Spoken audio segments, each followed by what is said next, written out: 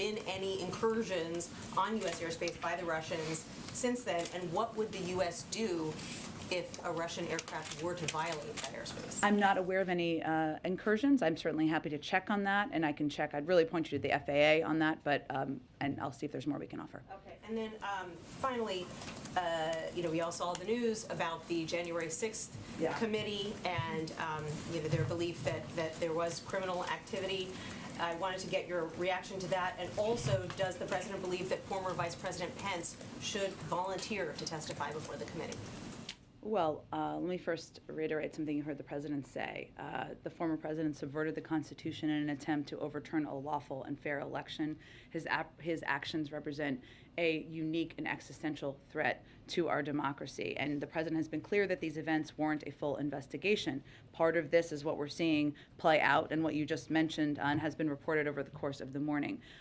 We, of course, respect the independence of the Department of Justice. That gives confidence to the American people. That's how it should always be. And they will make a decision about how to move from here. As it relates to Vice President Pence, I would say the president believes that anyone who is asked should participate in the process of getting to the bottom of what happened on January 6th.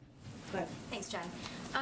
On gas, you just said that less supply raises prices. It's not in our strategic interest to reduce the supply. Yeah. We also know the president as recently as yesterday talked about increasing domestic manufacturing to bring down prices on inflated items like goods.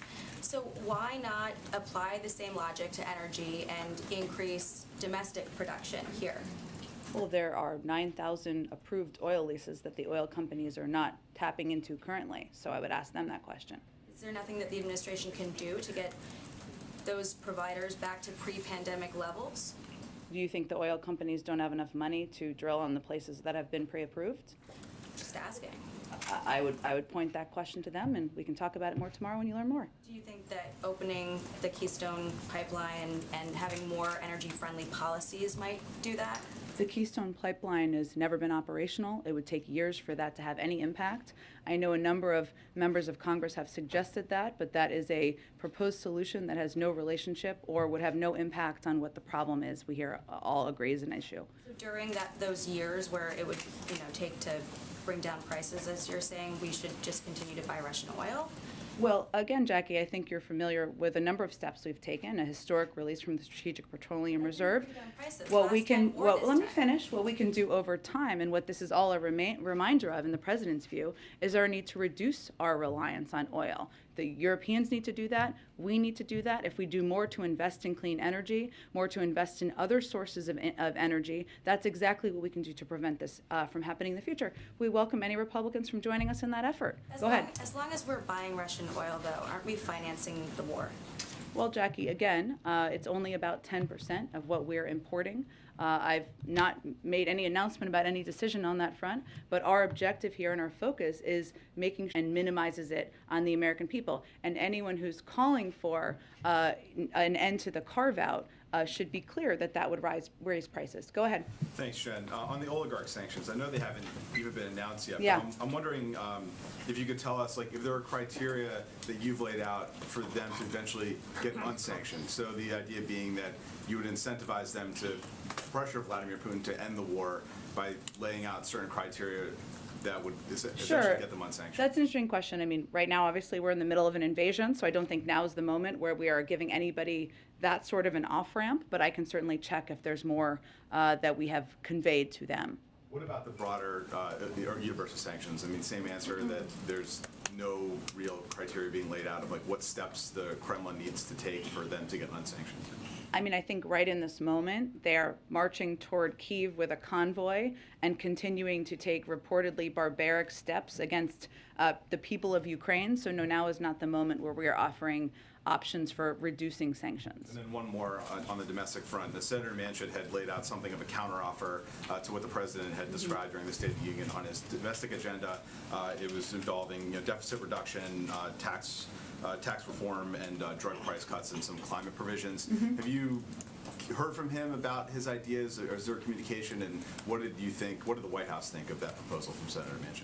There have been ongoing communications with every member of the Senate, Democratic Senate, and many, many, many Republicans. I'm not going to detail those from here. The president has conveyed that He sees a lot of components where there should be broad agreement on in what he has proposed. And he talked about them the other night. Some of them is the ability to negotiate the cost of prescription drugs. Everybody thinks the cost of prescription drugs should be lower. The president certainly believes in taking steps to reduce the deficit. This government, we reduced the deficit over the course of last year. That's something he already has a record of doing, and obviously taking steps to make the tax system more fair is something he believes in. But there are a lot of components that there's a lot of passion behind on Capitol Hill, and there need to just be continued conversations about that. Go ahead. I want to ask you about the emergency funding Sure. request that's sent up to the Hill this morning. Yeah. About a third of it would go toward medical countermeasures, the antivirals the president talked about Yeah. in the State of the Union, the antibodies. Do you see us getting to a point where the availability of these treatments might mean that vaccine requirements are neither necessary nor justifiable? I don't think I can make a prediction of that at this point in time. I mean, the vaccine is still the best and most effective way, and the doctors will say this, right, to protect people from hospitalization and death. The pills are certainly an important development, scientific development, but the best step anyone can take continues to be to get vaccinated. A quick question follow-up to Jordan's here about the Manchin's proposal to Build Back Better. The Manchin says is dead. Is the transformation formalized here? Is it no longer Build Back Better, now Building a Better America? That is formal. But no one cares about the name in the American public. They care about what's in it and what it's going to do. And so that's what we're most focused on. Go ahead. Jen, thank you. I have a couple. I want to try one Sure. more on the potential oil ban. Yep. It feels like, because you now have Republicans and Democrats calling on the administration to ban oil from Russia, as you've laid out, there are a range of different options under consideration. What would the administration need to see in order to make a final decision? Need to see how. Tell me more. Happening on the ground. What would need to happen in order to prompt a final decision on an oil ban? I don't know that we look at it exactly through that prism. Obviously, we have not held back in taking significant historic steps that are crippling the Russian economy right now. I think there's no question about that, and the president has led the world in doing exactly that. But what factor we're looking at here is the impact on the gas pump for Americans and reduction of supply in the marketplace. A reduction of global supply would have an impact on raising prices. So that's the prism we look at it through. There are some interim steps that could be taken instead of a full outright ban that would potentially mitigate the costs on gas prices. Is there a sense that this is at a tipping point and that some of those interim options? We are continuing, Kristen, to look at other options. We could take right now to cut U.S. consumption of Russian energy, but in the context of maintaining a steady global supply of energy. So that's what we're trying to balance. Okay, let me ask you, is there any discussion about sharing U.S. intelligence with the Ukrainians about what is happening on the ground in real time? We have been sharing it real time. Okay. And is there a sense that the communication has been enough to give them what they need in order to be in a defensive posture, in order to fend off the Russian forces to the best of their abilities, to the extent that they can? Well, without getting too far into details of what we do, for obvious reasons, we have consistently been sharing intelligence that includes information the Ukrainians can use to inform and develop their military response to Russia's invasion. That has been ongoing, and reports that suggest otherwise are inaccurate. The world is watching as this convoy is lined up outside of Kyiv. Mm-hmm. The U.S. has been very clear you're not going to send in military forces. Is there anything the West can do to stop the convoy in its tracks, short of military action? Are there any possibilities that are under discussion? Well, one of the reasons the president pushed to expedite the delivery or the approval and delivery of a security package over the weekend was to give them, the Ukrainians, more support, more equipment, more defensive weapons to utilize in this moment. But we are not reconsidering or taking steps that would prompt a war between the United States and Russia. And if I could, there was a little bit of breaking news as we were coming out Okay. here. You may or may not be aware of it. Ukraine has said it's agreed with Russia to create safe corridors backed by ceasefires to evacuate civilians, deliver aid. Is the U.S. aware of this? Will the U.S. assist in this? What can you tell us? We will continue to assist efforts supported by the Ukrainians. I obviously haven't talked to our national security team about this yet. I will venture to do that, and we can get you all any more specifics from here after the briefing, if that's helpful. Go ahead. Thank you, Jen. President Putin spoke today with Saudi Crown Prince Mohammed bin Salman about the sanctions Russia is facing and specifically about global energy supply. Given the volatility of oil prices, does President Biden have any plans to talk to the Saudi Crown Prince? Well, a couple of weeks ago, I would note Brett McGurk and Amos Hochstein made a trip to Saudi Arabia to talk about a range of issues, including global energy markets, as well as Yemen. And we will continue to have a range of ways we engage with the Saudis. The President has no plans to talk to the Saudi Crown Prince? I don't have anything to predict for you at this point in time. And President Zelensky has said Russia's actions clearly constitute a war crime. UK Prime Minister Boris Johnson also said that Russia's targeting of civilians fully qualifies as a war crime. The President wouldn't go that far when he was asked yesterday. Why has he been reluctant to label Russia's actions a war crime? Well, there is a process, and we have stood up a process internally, an internal team to assess and look at and evaluate evidence of what we're seeing happen on the ground. That is a standard part of our process in the U.S. government. I would note that we work very closely with our international partners, and we will provide any information that we surface through that process. I think we've seen on the ground that reports of a range of barbaric tactics, of reports of targeting civilians. That's all factors that we look at. And again, that process that has been stood up would provide any information to the ICC or any other international body taking a look at this. Go ahead. Excuse me. Are there any discussions now, or have you guys had in recent weeks, recent days, I guess it feels like weeks, with European allies about preparing staging zones for Ukrainian insurgency, perhaps to provide training, other assistance? Well, right now our focus is on supporting the current Ukrainian government and leadership, and that includes expediting assistance, expediting military defense assistance, engaging closely with them, and we'll stay focused there.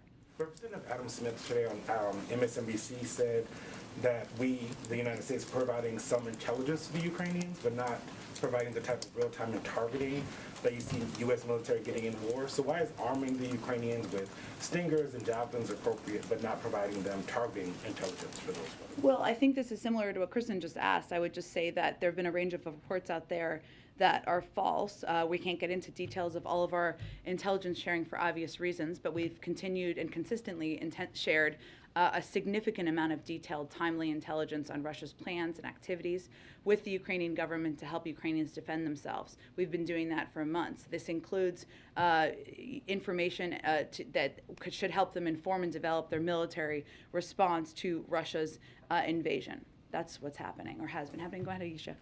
Thank you. I know people have asked a lot about, the price of oil, but I want to come at it in a little bit of a different way. The fact is that the price of oil is high. It is very unlikely to go down anytime soon, and more than likely will go up. What is the White House looking at? I know that there was the strategic release of oil, but are there other things that the White House is looking at to help consumers at the pump? Maybe to, direct subsidies, maybe more biofuels, maybe easing the Jones Act. Oh, look, what is the plan for Americans who are going to have to be living with these high oil prices?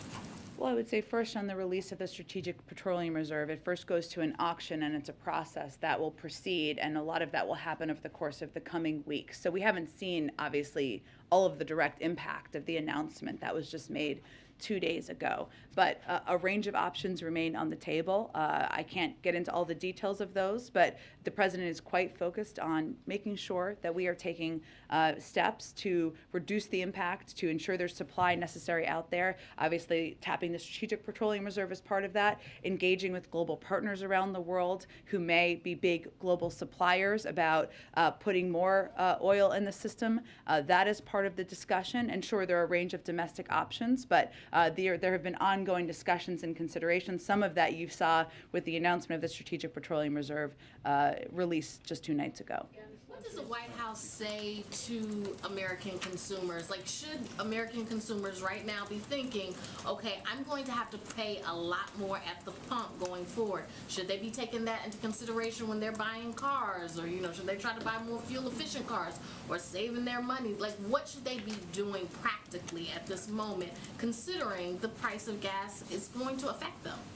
Of course it is, as I've been saying, and that's why we've been focused on it for weeks, if not months, to ensure we are taking every step, the president is taking every step to reduce that impact. The release of his Strategic Petroleum Reserve, 30 million barrels that he announced just the other night, again, that process is just starting. It's a bit of a process to get that going, and that will hopefully have an impact on getting more supply out there.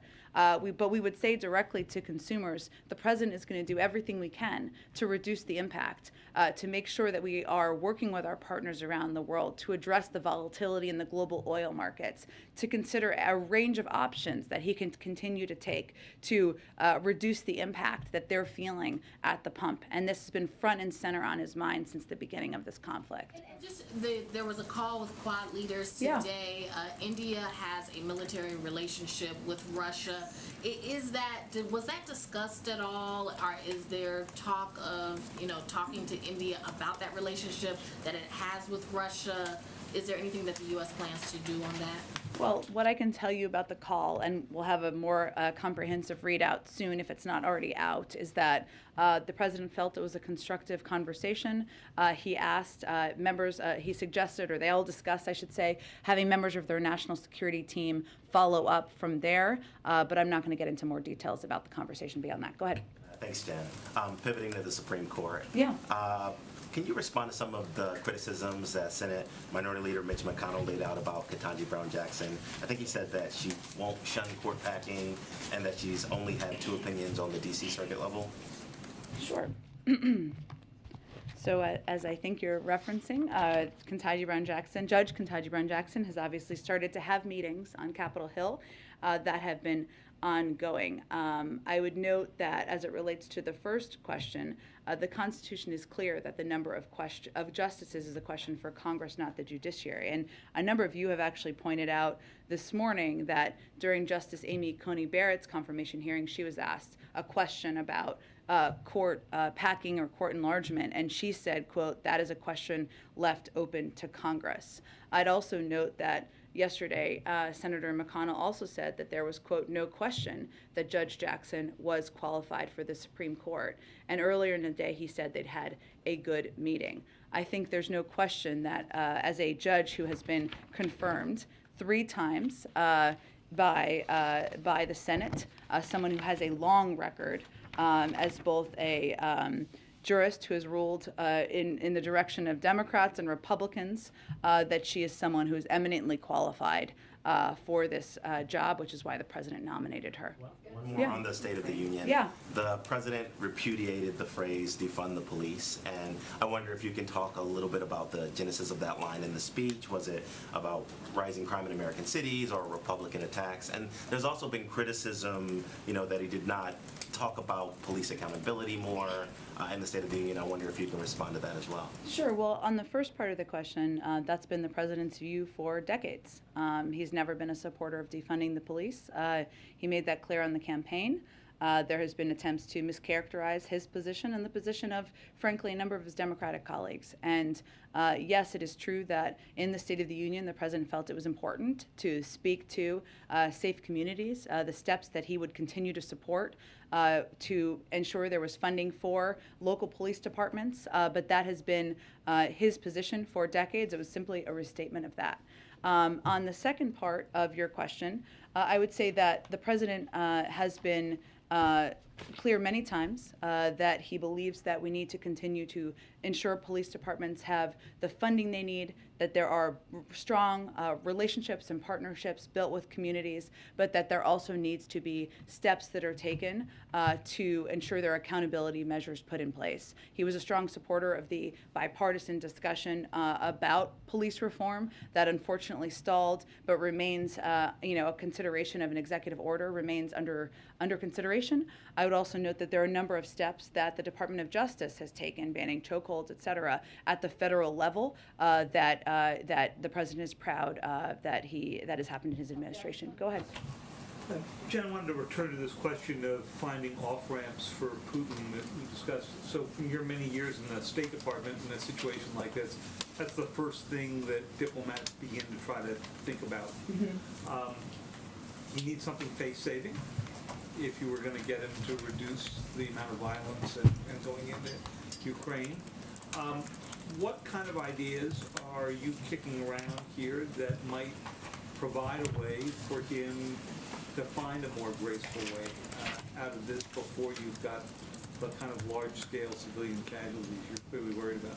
Yeah, I think, David, we have provided many off-ramps to President Putin through the course of the last several months. I know there have been a range of discussions about transparency measures, about positions of missile defense systems that have been undertaken for the last several weeks.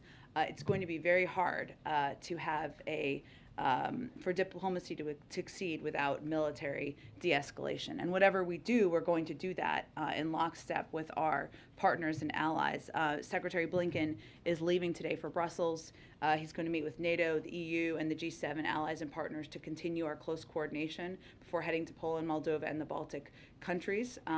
But again, our effort and our focus right now is continue to work with our allies and partners to implement these sanctions, put the pressure on, and leave the door open to diplomacy, of course. But it's difficult to do that in the middle of a war. So if there is de-escalation, if you could get a ceasefire, for example, before Kiev turned into more of a ruin, is the administration willing to then suspend some of the sanctions that they recently announced? I'm not going to lay out conditions from here. I think those are conversations, the range of conversations, if there are de-escalatory steps, that we would have with our European partners. And obviously, Secretary Blinken will be playing a front and center role in doing exactly that.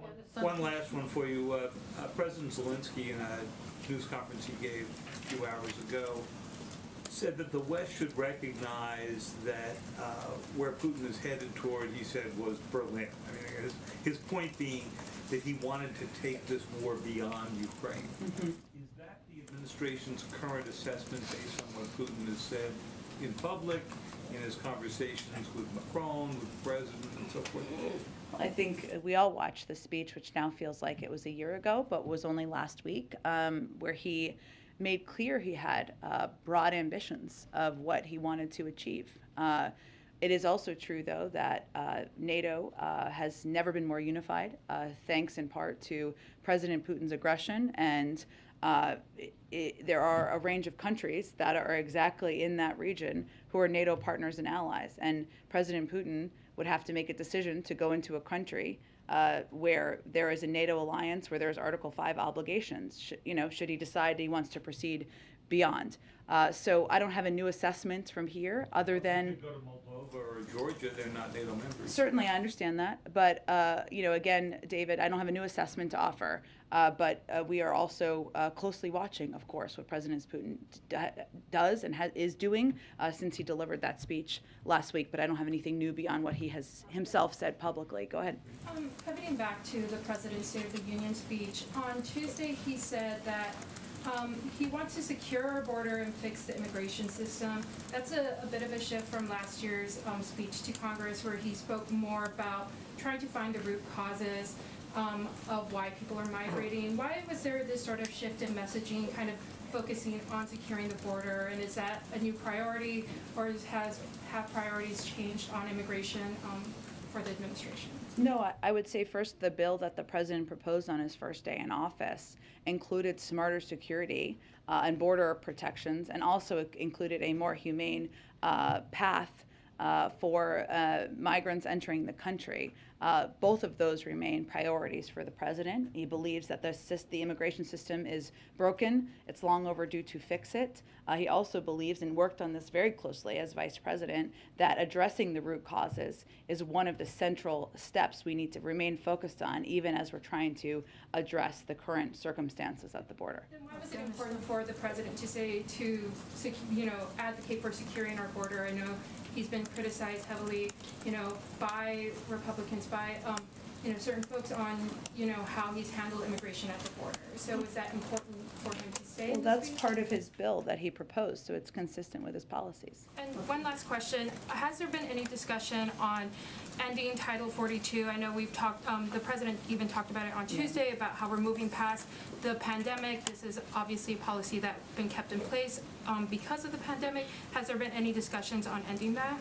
Well, that is a decision for the CDC to make. I believe Dr. Walensky said yesterday that she's reviewing that decision, so I can't get ahead of any decision she makes, but she is looking at that, and that's an assessment they make from the CDC. Go ahead, Karen. Thanks, Jen.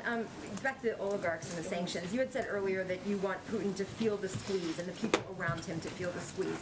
How does the administration feel that these sanctions could actually change his behavior and result in de-escalation? What evidence is there that the sanctions like this would work for what you want to achieve right now?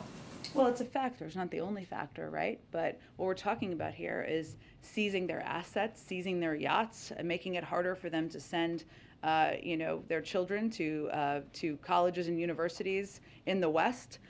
These are significant steps that will impact the people who are closely around President Putin. It's not the only step we're taking. Obviously, the financial sanctions and the steps we've taken have crippled the financial sector so much in Russia that they've kept the stock market closed for a couple of days. So it's just an effort to get close to the people around President Putin. Canada announced a new program to expedite refugee arrivals and says there's no limit on how many can apply. Is there a conversation in the administration about raising the refugee cap to accommodate Ukrainians that would want to come here? I have to check and see if the cap would actually need to be raised. We have said that we continue to be open to receiving refugees, of course, that what our focus is on, given the vast majority of them have expressed an interest in going to European countries and neighboring countries, is being the largest provider of humanitarian assistance in the world, something that we increased over the course of the last several days, and Samantha Power made an announcement about that, and continuing to provide assistance that way. But we remain open as well. I think it's just, again, important to note what the preference is of the vast majority of the refugees who are leaving Ukraine. Go ahead. Oh, we got to wrap up in a second, but go ahead. Yeah, President Zelensky earlier said, calling for a no-fly zone again, said, if you don't have the strength to close the sky, then give me planes. Is the United States open to sending more air support to Ukraine? Again, I'm not going to get into more details of what the Department of Defense may or may not consider, but what I will tell you is that we have continued to provide a range of defensive assistance, something we have increased, only increased over the last several days, but we are not considering taking steps that would put us in direct conflict with Russia. Is there any concern with, you laid out the explanation for why steering clear of sanctioning Russia's energy sector at this point. Is part of the calculation in terms of how much to ratchet up, worrying that Putin will at some point determine that the U.S. has already joined the conflict everywhere but the battlefield and will retaliate. Is that a factor in the administration's decision-making in terms of how far to go, or is that already? I'm not sure I understand the question. Well, the sense that Putin may retaliate against the United States, whether through a cyber attack, some other measure, is trying to avoid that and trying to maybe not go past a certain line potentially. Is that something that I would say that the sanctions, the financial sanctions that we have issued are on par with what we have done to Iran. They are significant, they are historic, and they are crippling the sector. So I don't think we have held back in any capacity, aside from making sure we're prioritizing the impact on the American people. So no, I would not say that's how we view it. Okay, everyone, I'm sorry. I'm sorry, guys. We'll do this again tomorrow, and we'll be here. Thanks, everyone. Okay, I forgot I don't have a mask. I looked. Thanks, everyone. Bye.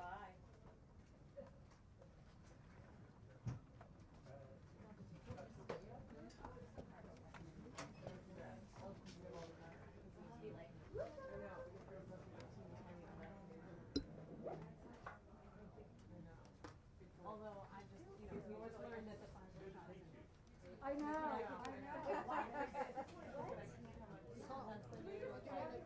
Kids under 12. I know, upsetting. Too little, it's a baby. The microdose.